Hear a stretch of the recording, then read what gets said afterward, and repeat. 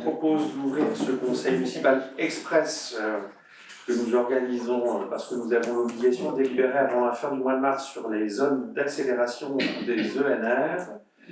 Je vous propose en ouverture d'arrêter le procès-verbal de séance, de la séance précédente. Il n'y a pas de remarques, de questions, j'estime qu'il est validé.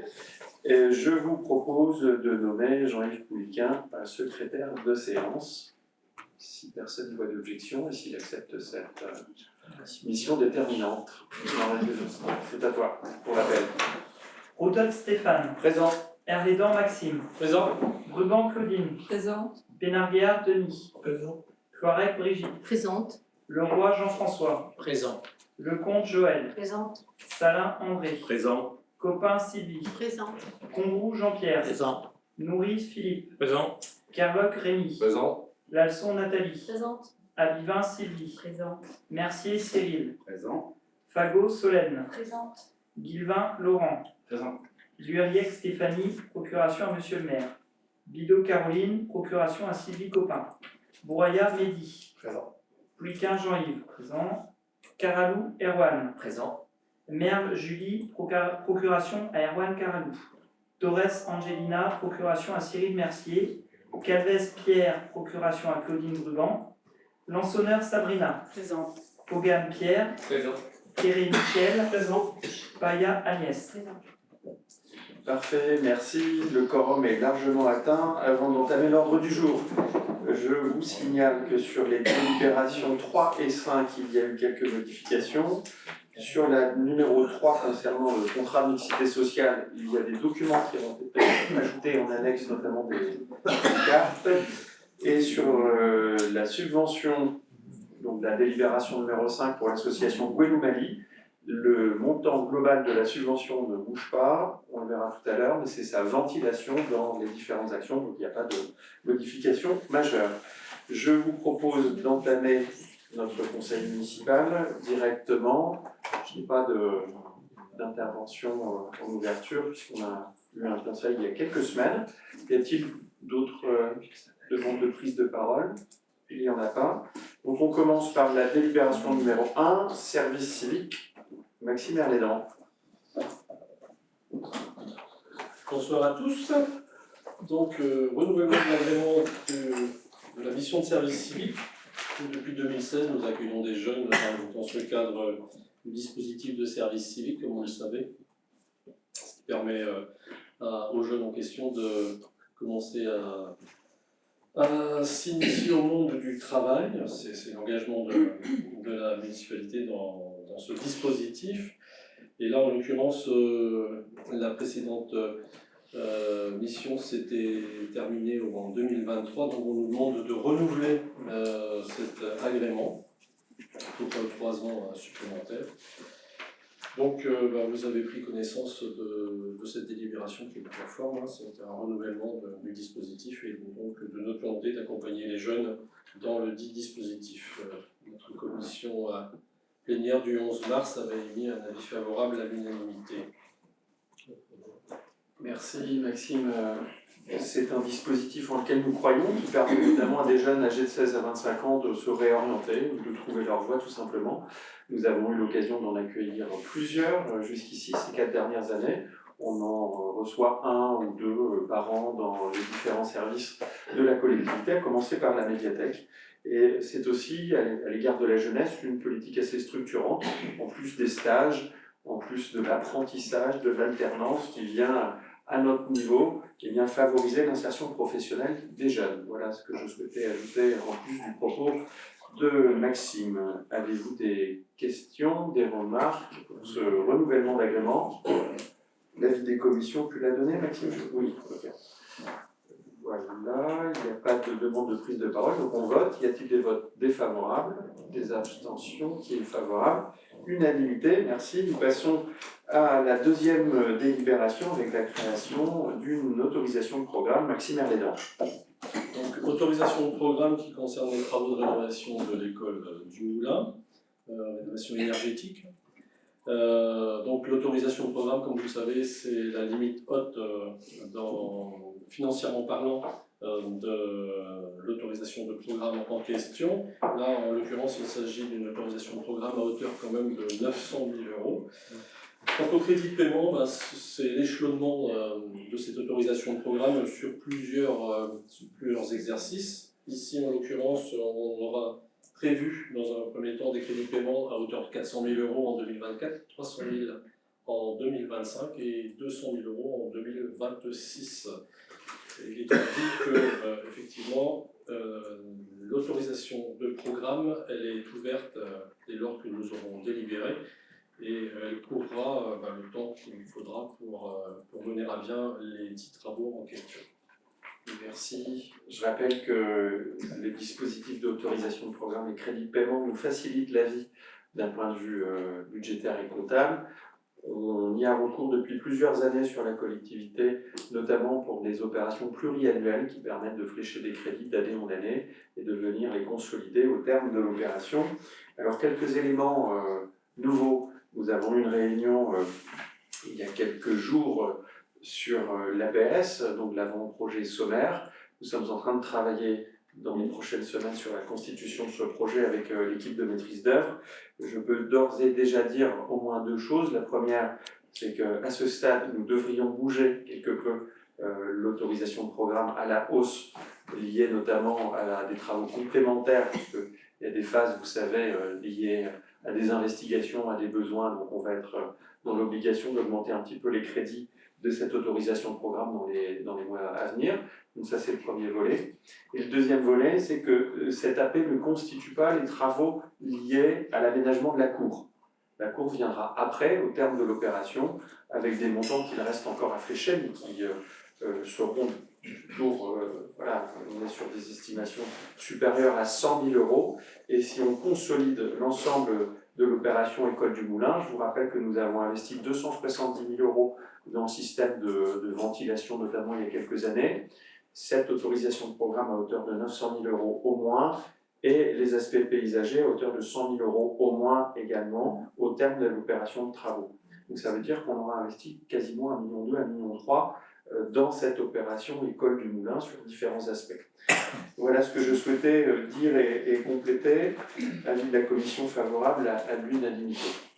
Tout ça pour évoquer quand même cette priorité du mandat qui est donnée à l'éducation et au social, donc au pôle constitué par des services et 2 adjoints et plusieurs élus, pour montrer tout simplement la crédibilité de notre politique d'un côté, c'est-à-dire qu'on accompagne vraiment l'ensemble des enjeux climatiques, la nécessité de sobriété énergétique d'un côté, mais aussi le confort d'utilisation de l'ensemble de nos bâtiments.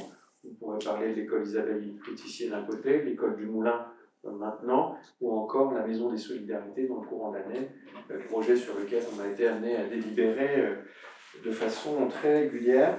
Je veux aussi vous rappeler que nous avons à ce stade plusieurs subventions sur ce projet d'école du Moulin pour avoir une perspective claire sur 900 000 € aujourd'hui d'enveloppe fléchée.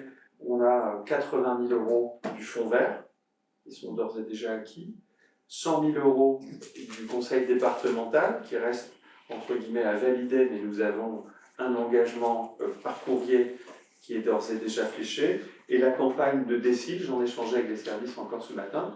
Vous savez, c'est cet autre dispositif qu'a l'État, ça s'appelle, je crois, la dotation de solidarité aux initiatives locales ou quelque chose de ce genre. Donc c'est un autre dispositif d'État qui peut nous permettre bien d'avoir des financements complémentaires. Donc la campagne est en cours. J'ai rencontré le sous-préfet la semaine dernière qui m'a indiqué qu'il allait faire son possible pour venir accompagner encore une fois ce projet. Et rappelez-vous, le président de la République a indiqué que les aspects énergétiques et de confort d'usage dans les bâtiments scolaires étaient une priorité. Donc voilà, j'ai su le rappeler aux représentants de l'État dans le département pour dire que notre projet était à son échelle un dossier extrêmement important, parce qu'après avoir investi quasiment 15 millions d'euros dans une école Isabelle Cloutissier, il paraissait extrêmement important de poursuivre notre engagement dans cet autre bâtiment qu'est l'école du Moulin et qui connaît aussi un certain âge, on va dire ça comme ça. Je crois que c'est 1986, première cohabitation. Merci André. Voilà. J'ai l'humour politique. S'il n'y a pas d'autres remarques ou questions, on vote. Y a-t-il des votes défavorables, des abstentions? Qui est favorable? Unanimité, merci. On passe à un autre dossier important de ce conseil municipal qui est la signature du CMS pour contrat de mixité sociale. Et c'est donc Claudine Bruban qui nous présente la délibération. Merci, monsieur le maire. Donc, la loi 1208 du 13 décembre 2000, vous connaissez que ça, relative à la solidarité et au renouvellement urbain, dite loi SRU, en son article 55, il fonctionne mon micro ? A institué l'obligation pour les communes de plus de 3500 habitants de disposer d'une part minimum de logements sociaux au regard de l'ensemble des résidences principales présentes sur leur territoire. Gouesnou, regardée comme déficitaire en ce qu'elle comptabilise des taux en deçà de 20%, le législateur a prévu, pas que pour nous, pour l'ensemble des communes déficitaires, la mise en place d'objectifs de rattrapage fondés sur des périodes triennales. Par ailleurs, la loi numéro 2022-217 du 21 février 2022 relative à la différenciation, à la décentralisation, à la déconcentration et portant diverses mesures de simplification de l'action publique locale, dite 3DS, est venu adapter le dispositif de l'article 55 de la loi SRU en pérennisant un mécanisme de rattrapage soutenable pour les communes déficitaires. Le contrat de mixité sociale constitue un cadre d'engagement de moyens devant permettre à la commune d'atteindre ses objectifs de rattrapage pour la période triennale à venir, donc 2023-2025, c'est commencé au 1er janvier 2023, mais ça compte dans ce contrat. L'intérêt notable du CMS réside dans la possibilité pour la commune contractante de solliciter l'aménagement de ses objectifs de rattrapage en fonction des moyens et leviers dont elle dispose. Alors, il existe 3 types de contrats. Le contrat sans aménagement, le contrat abaissant et le contrat mutualisant. Donc, pour ce qui concerne la commune de Gouesnou, nous sommes dans le cadre du contrat de mixité sociale abaissant des objectifs de rattrapage. C'est une diminution du rythme de rattrapage, c'est-à-dire que c'est lissé sur les 3 ans, et vous allez comprendre pourquoi dans la suite de la délibération. Et toutefois, dans le temps, pour une même commune, à 3 périodes triennales. Au terme du dernier inventaire, la ville de Gouesnou dispose de 439 logements locatifs sociaux. Tenant compte de ces 2715 résidences principales, son taux SRU s'élève à 16,17% au 1er janvier 2022, donc c'est là que commence le CMS. Mais là, nous avons reçu les taux au 1er janvier 2023, parce qu'on les reçoit toujours en début d'année suivante, et on les a reçus il y a 2-3 jours. Et nous sommes à 16,24%, donc on a encore augmenté notre taux par rapport aux 20% requis. L'objectif de la triennale 2023-2025 de la ville de Gouesnou porte sur la production de 52 logements sociaux, soit un taux de rattrapage de 50%. Les différents projets identifiés lors de l'écriture du CMS, donc ils sont mis, on a Poullac-sur-Delve 2, poursuite de l'aménagement de Pénois, lancement du programme sur le secteur de Kéruchel, contribuent à satisfaire cet objectif. Ce sont 74 logements sociaux qui ont été prévus à ce stade sur le territoire communal. Il est par conséquent proposé de retenir ce taux de 50%, parce qu'on est bien au-delà des 52 requis, de logements sociaux et de s'aligner sur les modalités du CMS sans aménagement des objectifs de rattrapage. Pour ce faire, la ville de Gouesnou s'engage à mobiliser tous les leviers permettant de sécuriser et renforcer la production de logements sociaux, travail partenarial avec les opérateurs de logements sociaux, études prospectives d'urbanisme, identification d'emplacements réservés, etc. Donc on a fourni, il y a eu un document qui a été écrit pour montrer la volonté d'engagement de la commune et qui a été transmise. Elle s'engage également à respecter les objectifs qualitatifs, c'est-à-dire la typologie de logement, type PLAI, PLS, etc., précédemment listés par la loi dite 3DS, parce qu'on doit avoir un équilibre entre les différents types de logements sociaux. Il est donc proposé au conseil municipal d'approuver les termes du contrat de mixité sociale 2023-2025, d'autoriser le maire à signer le contrat de mixité sociale 2023-2025 et tous les documents permettant sa mise en œuvre. Donc vous avez en annexe le projet de contrat de mixité sociale et la carte... non, qu'est-ce qu'on a rajouté? Non, c'est pour l'autre. Non, c'est celui-ci.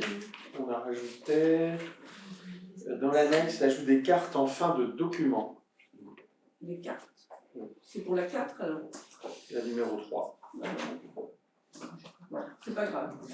Donc vous avez eu les documents annexes, donc maintenant on va voter pour ce contrat de mixité sociale qui est important pour la collectivité aussi. Et puis donc on bénéficie de ce contrat qui ne nous oblige pas, qui ne nous met pas le couteau sous la gorge, parce qu'on a déjà des engagements au-delà de ce qu'on nous demande.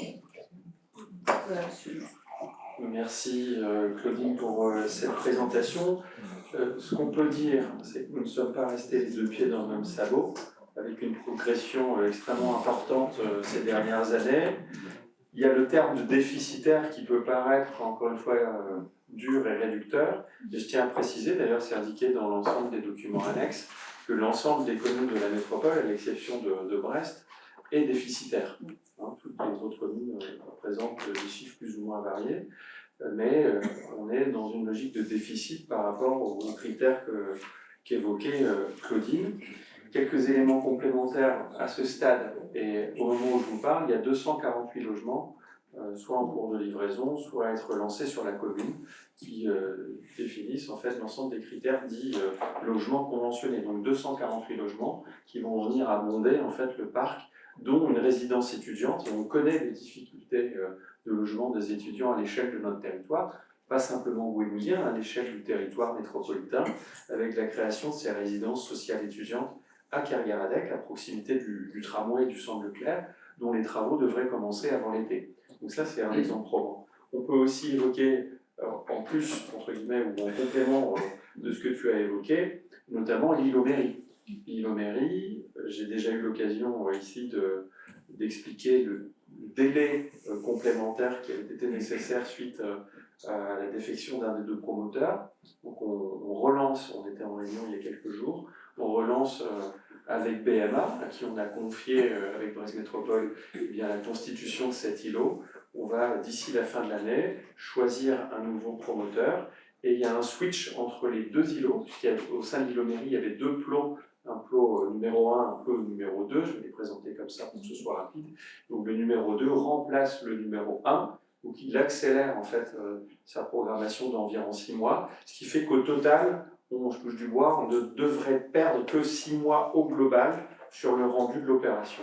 Et charge à nous, à travers d'un jury de concours, de choisir avant la fin de l'année un nouveau promoteur pour ce deuxième plot de 75 logements également. Un point qui me paraît important de souligner, c'est qu'on a progressé en multipliant quasiment par 2 en quelques années la proportion de logements conventionnés sur la commune, puisqu'on est aujourd'hui, on tangente les 17% de logements conventionnés, donc l'effort à produire pour atteindre les 20% est là, il est à notre portée, mais à nous de persévérer. On a quasiment multiplié par 2 en quelques années, encore une fois, cette proportion de logements, mais on connaît aussi, c'est le revers de la médaille, probablement lié à l'attractivité de la commune, à sa qualité de vie aussi, des délais d'attente qui sont déjà sur le territoire national, sur le territoire local, extrêmement longs. C'est extrêmement long. Et à Gwenou particulièrement, puisqu'on est sur un délai de quasiment 14 mois pour l'attribution d'un logement. Je voulais le signaler, parce que c'est extrêmement important.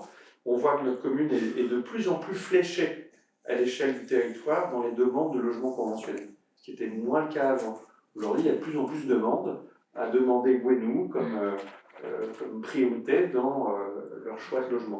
Donc c'est un peu le revers de la médaille, c'est-à-dire qu'on a effectivement construit, la commune change, évolue, voilà, on en est aussi responsable dans ce conseil municipal, et de l'autre côté, en post-crise sanitaire, avec ce qu'on appelle la décohabitation, qui veut dire des séparations, des divorces, il y en a de plus en plus de demandes, et aujourd'hui, les délais d'attribution dépassent les 14 mois, il y a plus d'un an, entre le moment où vous faites la demande et le moment où vous pouvez avoir l'attribution. Je le dis ici parce que c'est extrêmement important, ça paraît simple, mais non, parce qu'en réalité, il y a des vérités humaines, derrière les chiffres, il y a des familles, et pour attribuer un logement, il faut qu'un logement se libère. C'est important. Et quand on se sent bien sur sa commune, quand on se sent bien à Gouesnou, eh bien on ne libère pas le logement, tout simplement. On est locataire avec un bail qui est renouvelé, et c'est ce à quoi nous assistons. Je regarde Joël et Jean-Pierre notamment, ou Claudine, on voit que les locataires de Brest Métropole Habitat, qui constituent essentiellement le bailleur principal sur Gouesnou, les locataires à Gouesnou se plaisent et restent et demandent assez peu, dans le jargon, de mutation ailleurs sur le parc social de BMH ou à l'échelle de Brest Métropole. Donc on a des familles, des personnes qui restent plus longtemps dans leur logement qu'ailleurs. Moralité, bien ça vient tendre un peu notre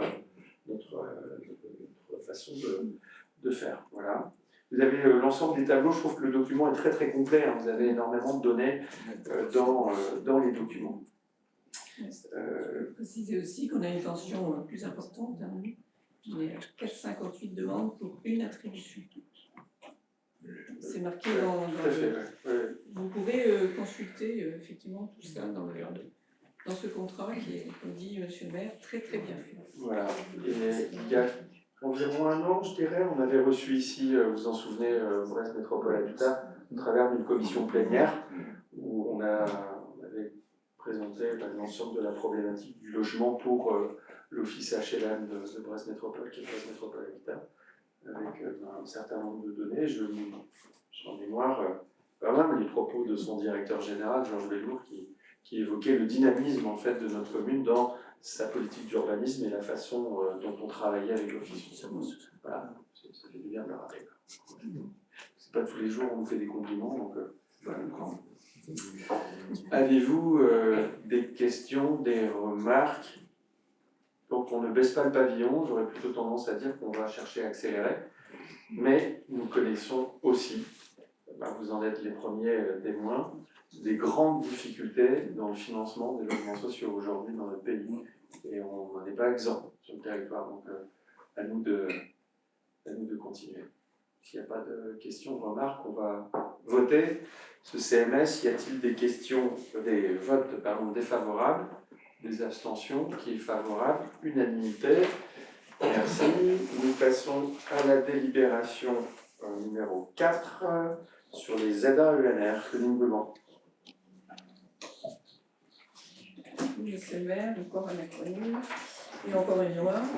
Donc, en vertu de la loi Accélération de la production des énergies renouvelables, dite loi APER, promulguée le 10 mars 2023, les municipalités sont tenues de définir, par le biais d'une délibération du conseil municipal et après une concertation publique, des zones d'accélération des énergies renouvelables, donc ZAENR, sur leur territoire.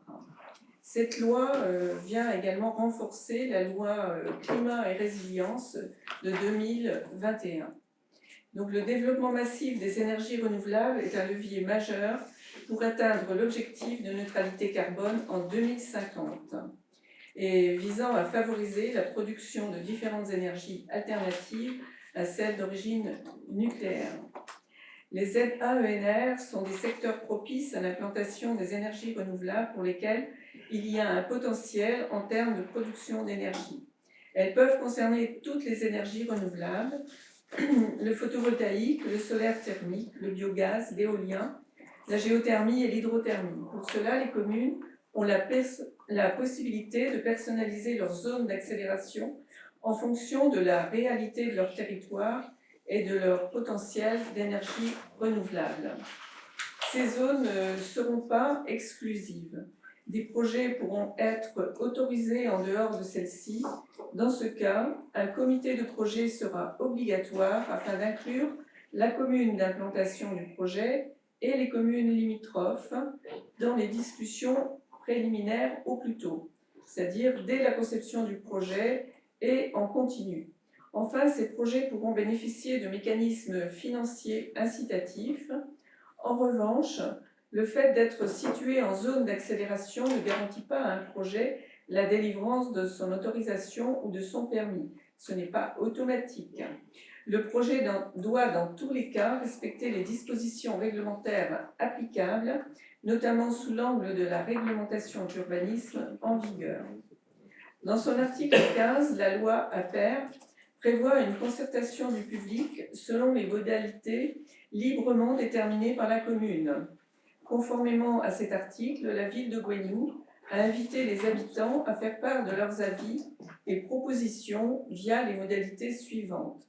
En ligne, par le biais d'une page dédiée sur le site internet de la mairie, du lundi 12 février au dimanche 25 février.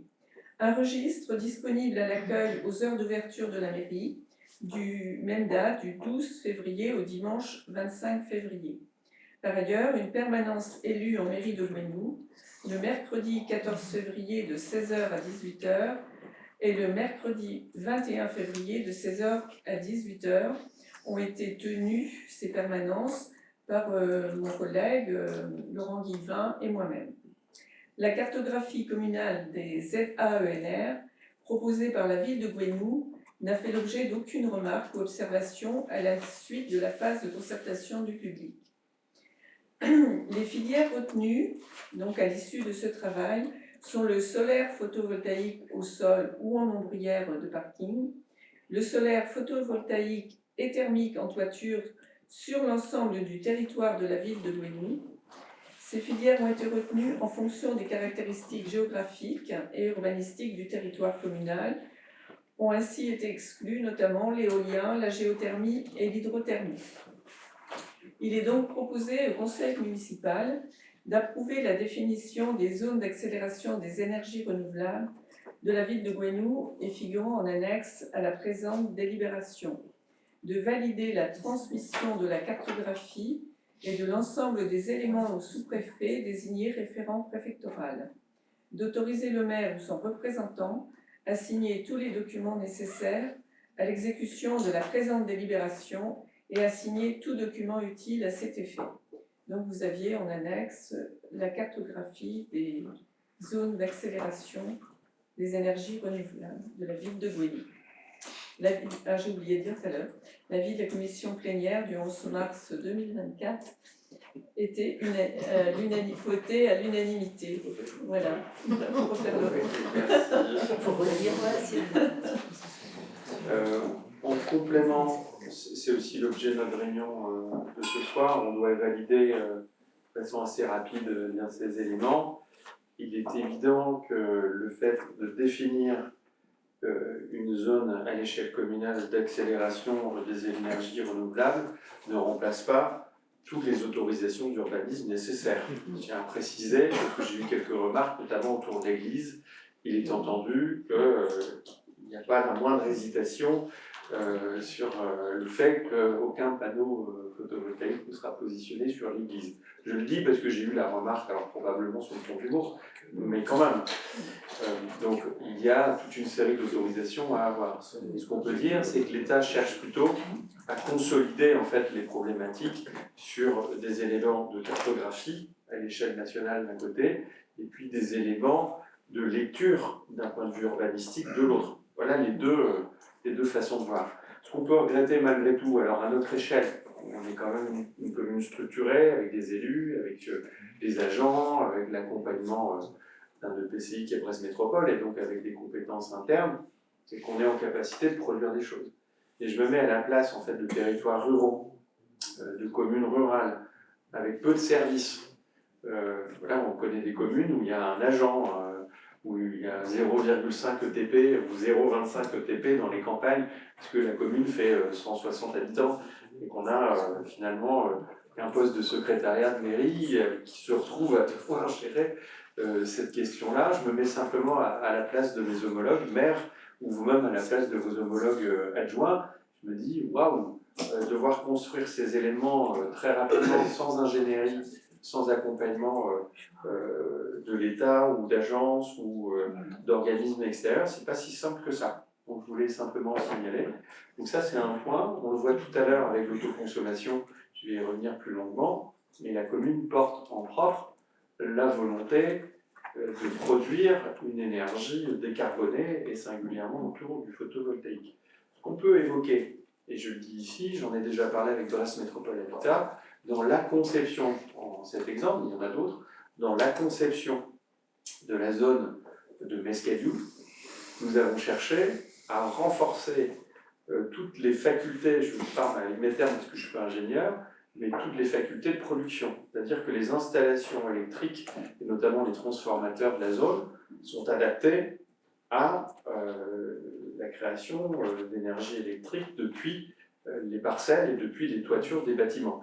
Donc charge à nous, et ça a d'ailleurs été présenté à toutes les étapes de la construction de la zone, aux entreprises aussi, charge à nous de convaincre aussi les entreprises de la zone, de cette zone, bien d'investir dans le photovoltaïque pour plein de raisons, parce qu'en plus il y a un avantage assez certain d'un point de vue économique, et un regret peut-être, ou tout du moins une façon de faire différente sur la zone de Kerguelen, qui est quand même extrêmement importante. Je pense que cela nécessiterait un accompagnement spécifique, quitte à la rémunérer, pas de la ville de Gouesnou, mais plutôt de Brest Métropole, pour convaincre ou pour identifier sur des parcelles économiques bien les potentiels, en expliquant bien aux propriétaires fonciers qu'ils ont un intérêt à quantifier, un intérêt à investir ce champ-là de la production photovoltaïque, parce que vous connaissez aussi bien que moi la zone d'activité.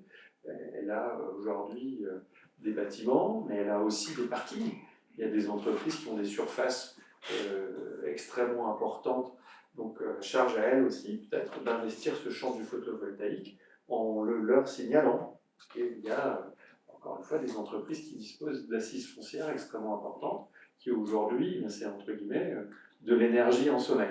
Voilà ce que je souhaitais évoquer avant de vous soumettre le vote de cette délibération. Claudine ?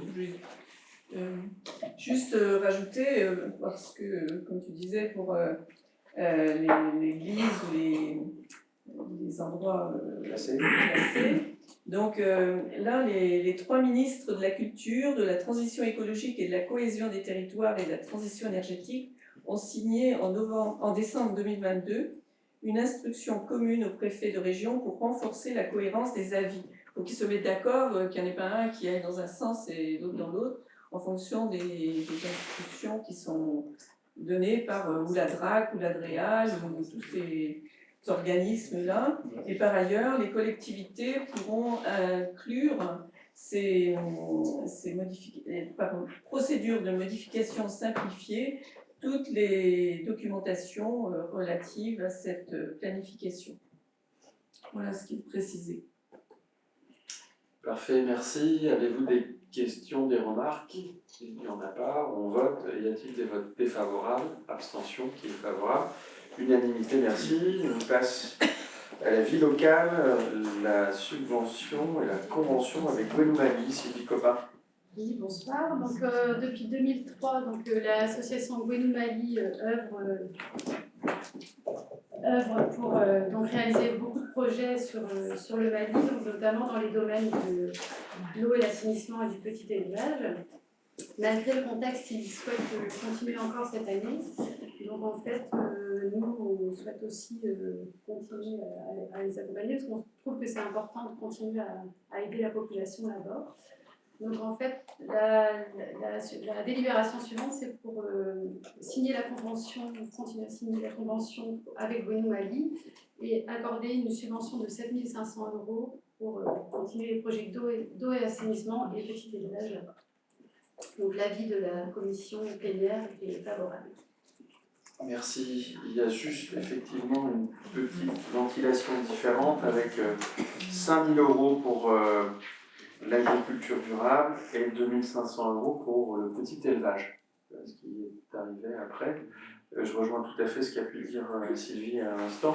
On a réuni les responsables de l'association sur le bureau, ses représentants. Ils nous ont indiqué d'un côté vouloir poursuivre sur l'année 2024 leurs actions là-bas. Donc je veux une nouvelle fois redire, parce que je sais qu'on a eu des débats dans les années passées, le précédent mandat, toute la confiance que nous avons à l'égard de Gwenou Malines à côté, et de GAE Sahel, qui est donc l'organisme humanitaire qui intervient là-bas. Eux-mêmes ont toute confiance en leurs interlocuteurs à Bossofala. Par contre, nous n'avons quasiment plus de relation avec la mairie de Bossofala, d'un côté. Et puis de l'autre, on sent aussi une forme de lassitude de la part de nos différents interlocuteurs. Et donc Gwenou Malines fera le choix dans un an de cesser son activité. C'est ce qu'ils nous ont indiqué. Donc, ils l'annonceront le moment venu, mais il nous paraissait extrêmement important d'être à leur côté pour cette dernière année, entre guillemets, 2024, et puis à l'issue, ils présenteront une sorte de rétrospective de toutes les actions engagées là-bas.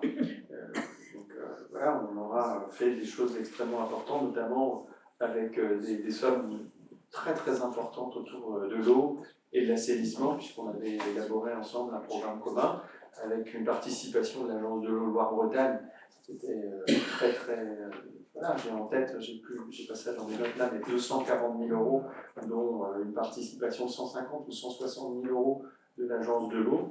Et donc toutes ces sommes ont été investies autour de l'adduction d'eau, de puits, de latrines. Et puis là, vous voyez, encore une fois, l'agriculture durable, le petit élevage. On peut parler de l'école, de l'alphabétisation, de plein de sujets comme ça. Donc je crois que les responsables de Gwenou Malines nous présenteront une sorte de rapport d'activité d'ici quelques mois. Et ils peuvent être fiers du travail accompli.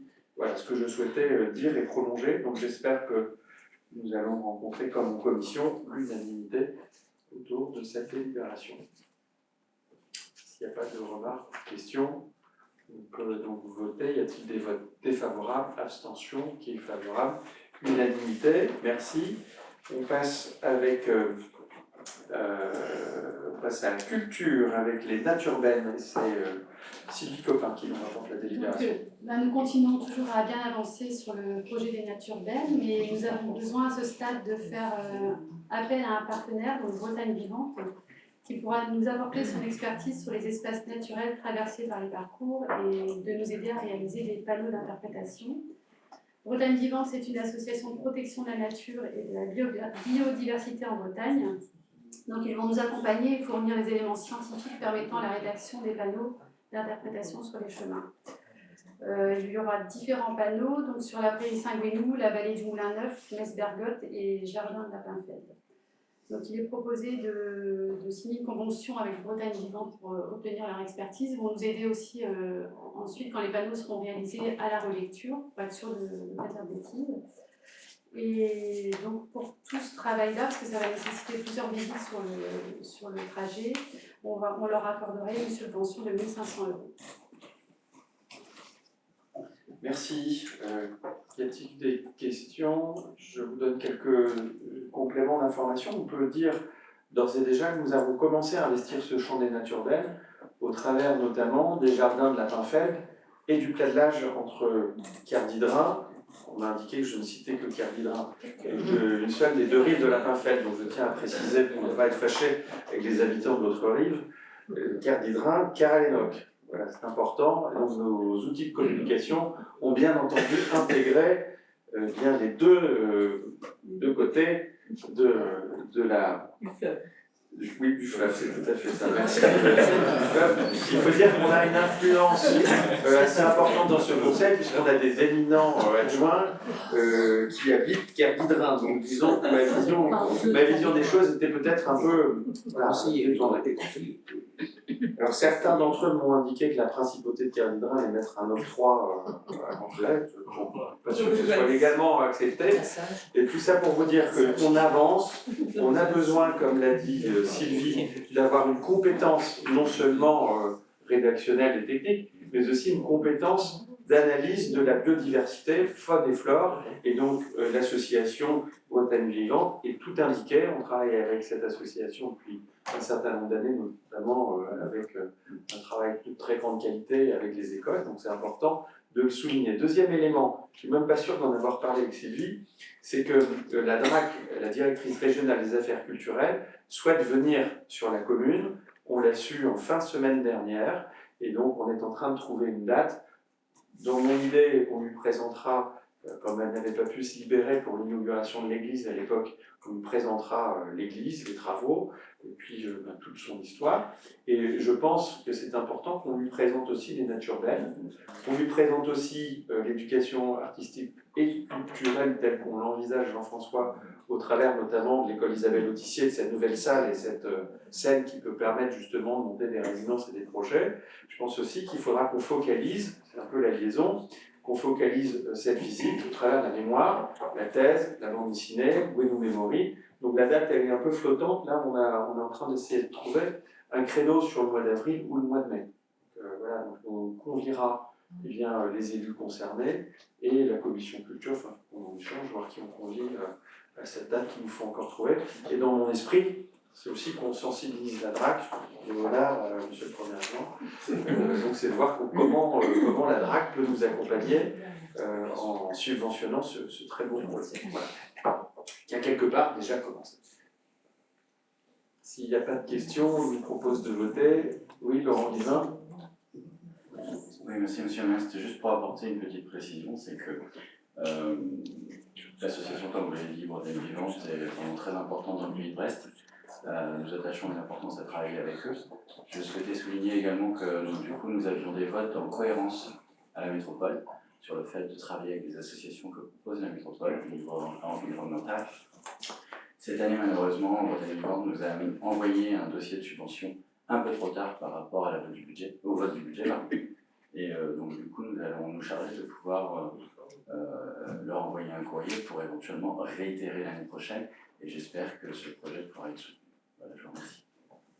Alors là, alors quand on reçoit, ce que je proposais, il y a les services de présence, quand on reçoit des courriers qui sont hors délai, on peut malgré tout instruire la demande en expliquant que d'un point de vue exceptionnel, donc entre guillemets on a passé la date, on peut l'instruire et le prendre au titre du fonds de soutien de promotion de la vie associative, à la condition que le montant ne dépasse pas les 15 000 €, ce qui n'est pas le cas. Donc voilà, on peut regarder, moi je n'avais pas le courrier à l'esprit, mais je regarde les services, si on peut lui faire penser demain, qu'on instruise et qu'on fasse passer au prochain conseil, au mois de juin, cette subvention, mais encore une fois, on ne m'a pas alerté. Voilà. Donc merci de votre intervention, puisque le mouvement est de rigueur là, dans le pôle. Donc je ne suis pas certain d'avoir... je regarde le service, j'ai fait voter ou pas? Non, j'ai pas fait voter. Merci. L'avis de la commission non plus, et ça c'est le rapporteur pour le moment, c'est donné. Ouais.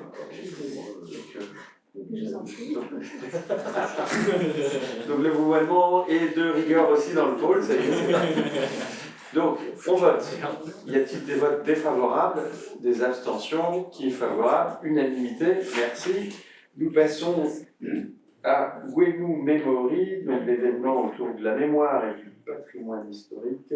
Je vous passe la parole. Merci, monsieur le maire. Bonsoir. Donc, comme vous le savez, vous devez le savoir, le 21 et 22 septembre 2024, la ville de Gwenou organisera une manifestation grand public afin de commémorer les événements ayant marqué la commune durant l'été 1944.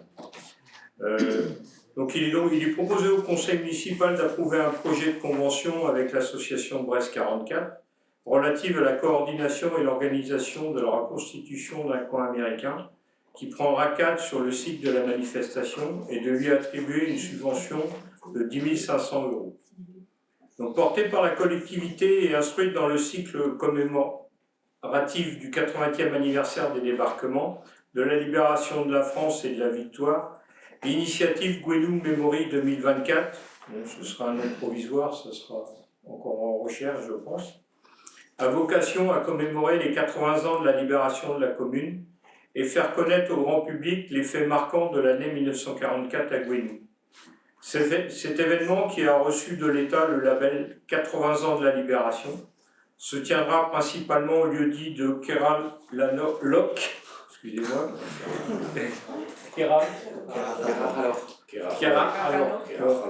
Kerala-Lok, les samedis 21 et dimanche 22 septembre 2024. Des conférences, projections et expositions accompagneront la reconstitution d'un coin américain, pierre angulaire de cette manifestation.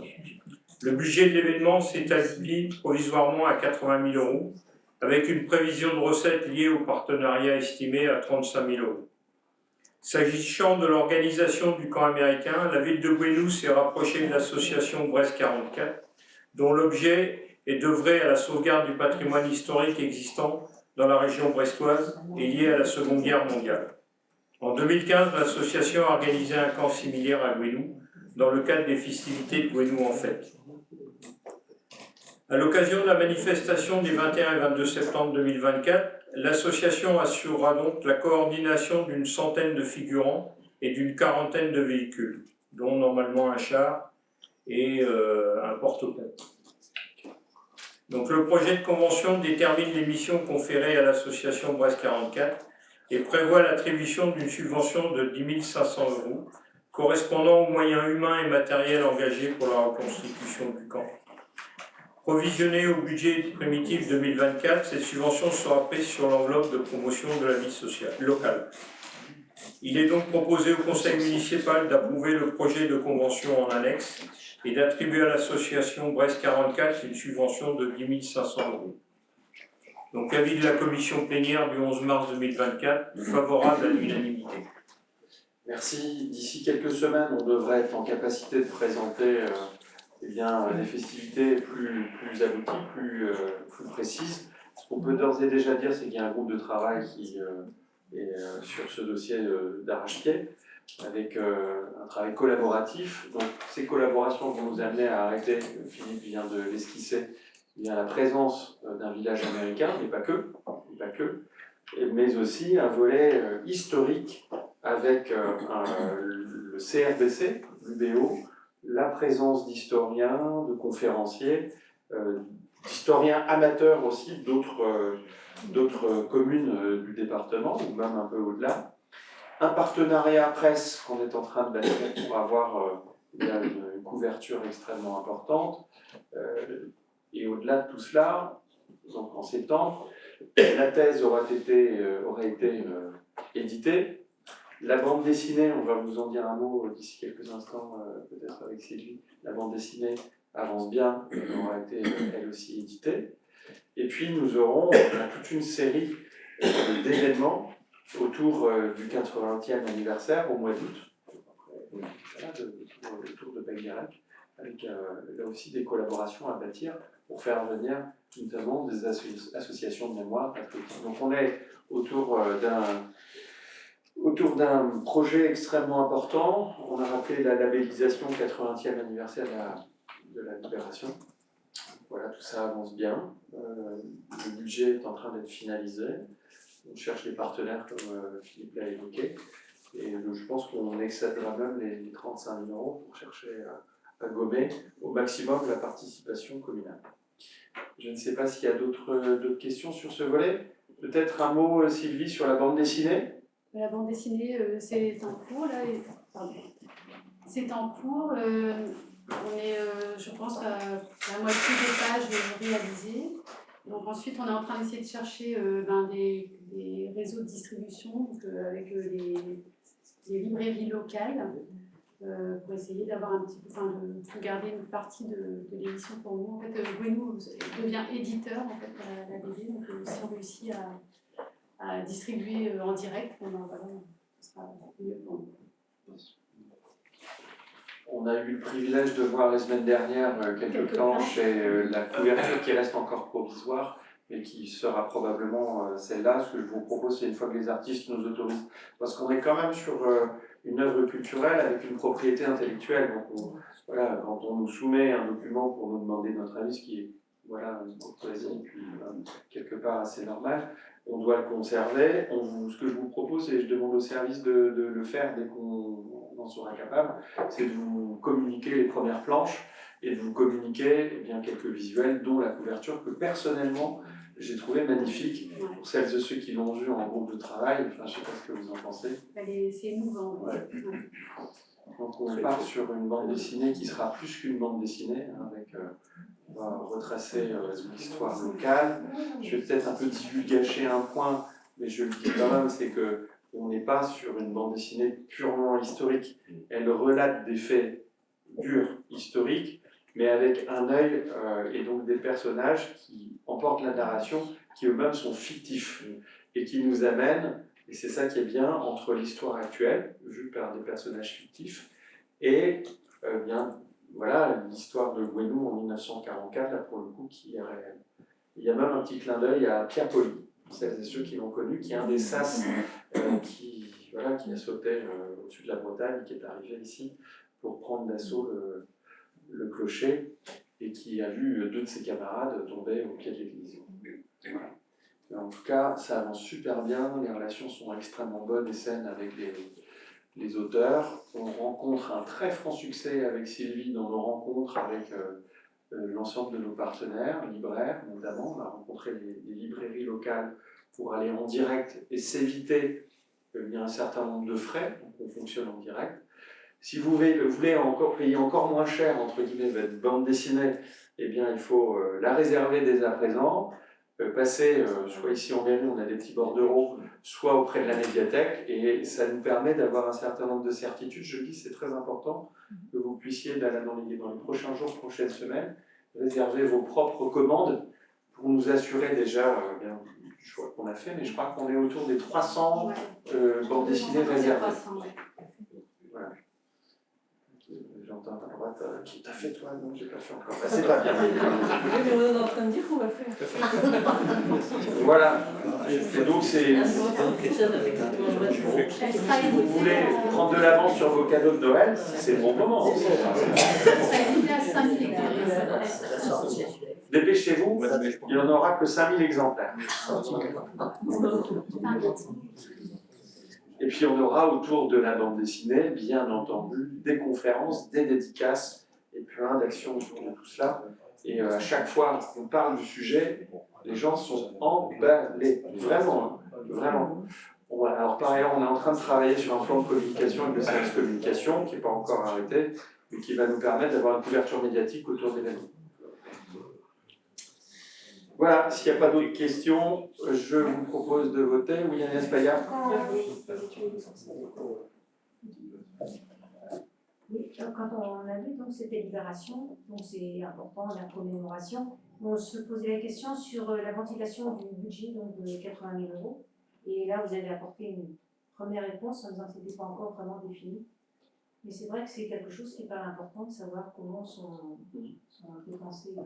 Là, ça a été voté au budget. Oui. On l'a voté ensemble au budget en début d'année, mais on peut vous redonner la ventilation prévisionnelle parce que voilà, on a comme aujourd'hui une subvention, donc c'est un pareil sur 65.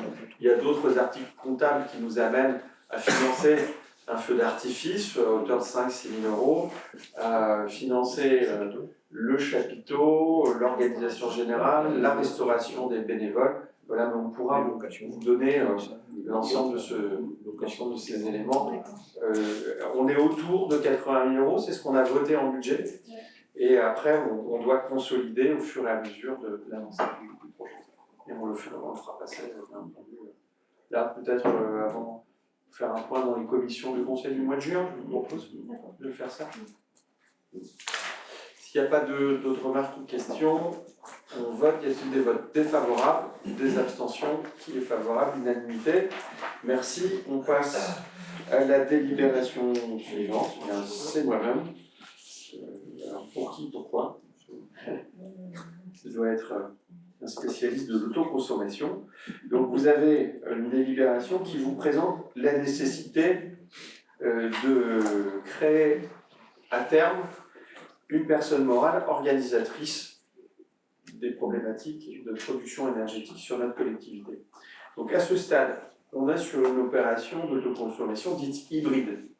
Ça veut dire que l'énergie produite par l'école, aujourd'hui c'est l'école, que l'énergie produite par l'école est d'abord et prioritairement consommée par l'école. Le surplus, il y a un surplus, le surplus est réaffecté au bénéfice des bâtiments communaux. Et c'est là qu'on parle d'autoconsommation patrimoniale, sur l'ensemble du patrimoine communal. Si d'aventure il y avait plus d'électrons produits, et donc il y aura plus d'électrons produits, on aura un tarif de rachat par Enedis, qui est le gestionnaire de réseau.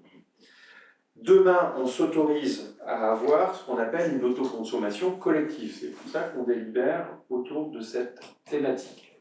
Donc là, ça veut dire que lorsqu'on aura suffisamment de centrales de production, aujourd'hui, il y en a une qui est quasi active, c'est celle de l'école.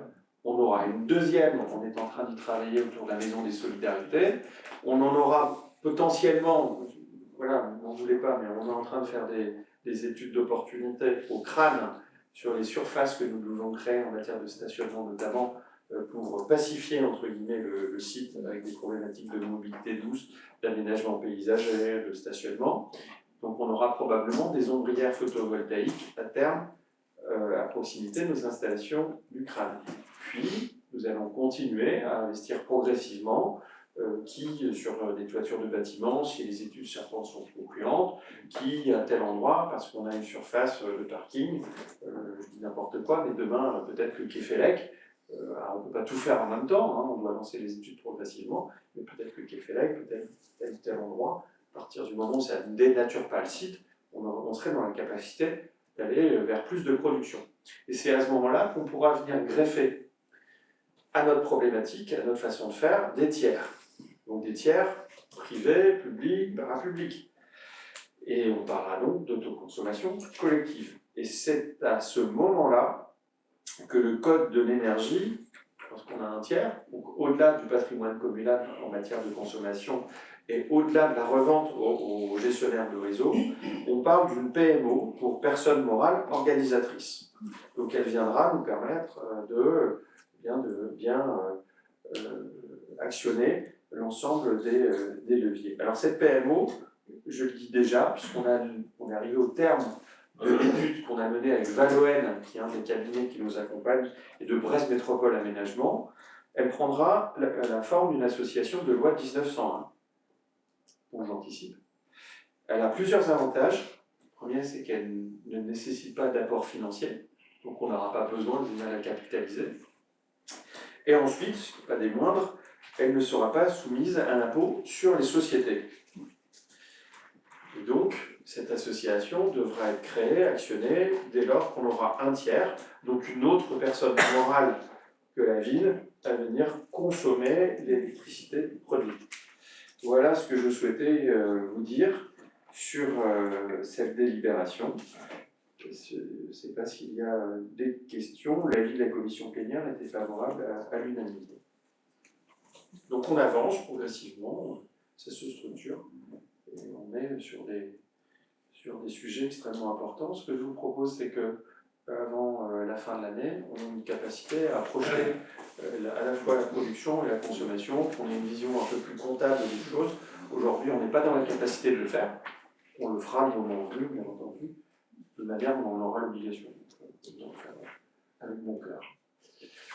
Il n'y a pas de questions, c'est clair. Donc, je vous propose de voter. Y a-t-il des votes défavorables? Abstention? Qui est favorable? Unanimité, merci. On passe à un vœu. Un vœu sur l'adoption du type D au signe diacritique autorisé. Et c'est Brigitte Cloirec qui nous présente ce projet. C'est une délibération qui fait suite à l'affaire. Voilà. Au centre. Ah, non. Ah. Donc c'est une délibération qui fait suite à l'affaire bien médiatisée qui était le petit Fanche, le petit breton Fanche. Donc il est proposé au conseil municipal de bien vouloir adopter un vœu pour le signe du N-tilde, que ce signe-là soit mentionné parmi les signes diacritiques autorisés dans la circulaire du 23 juillet 2014 relative à l'état civil. Alors les signes diacritiques, sont des accents aigus, graves, circonflexes, la cédille, le tréma. Ce sont des signes diacritiques qui ont généralement une valeur phonétique. C'est purement ce signe-là, c'est un élément adjoint à une lettre d'un alphabet. Donc le tilde, c'est pareil, le tilde c'est propre à quelques langues comme l'espagnol et le portugais et c'est placé sur le N. Donc le conseil municipal de la ville de Gouesnou demande donc au gouvernement de résoudre le problème juridique touchant l'état civil des nouveau-nés s'appelant Fanche. Donc depuis 1993, la loi garantit aux parents la liberté du choix du prénom de leurs enfants et ce prénom Fanche s'orthographie avec un tilde conformément aux usages orthographiques bretons. C'est breton. Par ailleurs, comme le rappelle la Cour d'appel de Rennes dans son arrêt du 19 novembre 2018, le tilde est bien un signe diacritique qui n'est pas inconnu de la langue française. Donc, en conséquence, donc, le prénom Fanche peut être orthographié avec un tilde sur le N sans porter atteinte au principe de rédaction des actes publics de langue française. En 2021, le Parlement a voté une loi sécurisant l'usage de ce tilde pour l'inscription du nom et prénom des personnes, donc dans les actes d'état civil. Alors, mal comprise, cette disposition était censurée par le Conseil constitutionnel. Donc, considérant que plusieurs enfants nés en 2002, 2009, 2017, 2023 ont légitimement été inscrits par les officiers d'état civil, agissant en connaissance de cause sous le prénom de Fanche, orthographié avec un tilde. Considérant que le procureur de la République de Lorient a lancé en octobre 2013 un contentieux contre une famille en raison du choix de ce prénom. C'est la famille qui a été très, très médiatisée. Considérant que ce prénom ne constitue aucune menace, d'aucune sorte pour la République française, donc il est proposé au conseil municipal d'adopter le vœu que cette situation ne devienne pas une source de conflit, mais permette de faire avancer le droit. Que le signe N tilde soit mentionné parmi les signes diacritiques autorisés dans la circulaire du 23 juillet 2014, dans l'intérêt et le respect des droits de la famille de Petit Fanche de Lorient et de tout autre enfant à naître ou né ou à naître portant ce prénom. Donc il y a eu un avis favorable de la commission plénière du 11 mars 2024. Merci. Quelques éléments compléments. Je veux d'abord remercier ma collègue du conseil régional, Stéphanie Stoll, qui est à l'origine de ce vœu. C'est une ancienne directrice de Diwan, avec qui je siège à la région Bretagne. Il est précisé d'ailleurs, et Brigitte l'a souligné, qu'en 2019, en tant qu'élu régional, j'avais eu, et nous avions eu à l'époque, la certitude que l'État et le gouvernement allaient régler ce sujet, ce problème, parce que c'est un problème. Je tiens à préciser, et merci au service et Emmanuel qui a fait des recherches, aujourd'hui en France, il y a 25 Français qui bénéficient du tilde en majorité au Pays Basque. Il y a une petite Ania, Ibanez, un petit Inaki, plusieurs, voilà, et des Joao avec un A tilde. Donc il y a quand même une singularité morbihannaise, on va dire, et bretonne, puisqu'on autorise des choses dans le Pays Basque et on vient les interdire en Bretagne. Et je crois que voilà, c'est plus sur cette distorsion que vient la difficulté de la nation et de la République française. C'est-à-dire qu'on autorise des choses à un endroit et à un autre on ne fait pas. Donc du coup, l'idée c'est que les communes bretonnes se mobilisent autour de ce sujet, ce qui soit quand même un peu dingo, c'est un peu dingo d'en arriver à en débattre en conseil municipal, parce que ça prend beaucoup plus de temps, d'énergie, pour des choses qui nous paraissent extrêmement naturelles. Et je veux saluer déjà les 5 communes qui depuis le début de l'année ont voté ce vœu, cette motion: Carhaix, Lemperle-Ploudel-Mézeaux, Brélez, Pouldreuzic, Inzinzac-Lochrist Et j'imagine qu'il y en aura bien d'autres, puisque j'ai fait un mail à mes camarades, oui, camarades d'ailleurs, les camarades, c'est quand même déjà assez grave comme ça, donc on continue, des maires de la métropole en leur disant que voilà, nous on avait été saisis par un certain nombre de mes homologues au conseil régional, qu'on allait délibérer, probablement à l'unanimité. Donc voilà, vous permet de le souligner. Si on pouvait être un maximum de communes à l'échelle des 1200 communes à pousser dans ce sens-là, parce que franchement, je me dis, et puis en plus tu l'as rappelé, depuis 1993, les parents doivent pouvoir donner la condition que ça ne porte pas préjudice à l'enfant. C'est ça qu'on dit en matière d'état civil.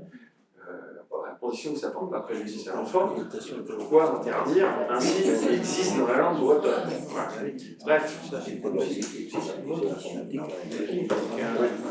Vas-y, tu peux le dire, Dédé. Oui, et en complément, bien sûr, quand vous avez tous votre ordinateur devant vous, et le tilde, il est bien sur le clavier. Donc, les gens modernes ont déjà pris en conscience que c'était indispensable de le mettre dans le système informatique. Mais que le temps est d'énergie perdu avec, excusez-moi l'expression, avec des conneries. C'est pas Il y a vraiment d'autres chats à fouetter que de jouer avec ça, mais soyons prudents et allons jusqu'au bout. C'est ça. Et malheureusement, on vit dans un pays où il y a des réflexes un peu trop centralisateurs et qui ne respectent pas les singularités régionales et les langues qui existent d'avant la République française, et pourquoi ne pas autoriser la reconnaissance justement de ces langues régionales en Corse, au Pays Basque, en Occitanie, en Bretagne ou ailleurs. Il n'est pas inconnu de la langue française. S'il n'y a pas d'autres questions ou remarques, je vous propose de voter cette motion. Y a-t-il des votes défavorables, abstention qui est favorable? Unanimité, eh bien merci. Toutes les délits vont voter à l'unanimité. Et pour cela, et seulement pour cela, Jean-Yves Pouliquin, on va couper l'enregistrement et une déclaration à nous faire. Alors,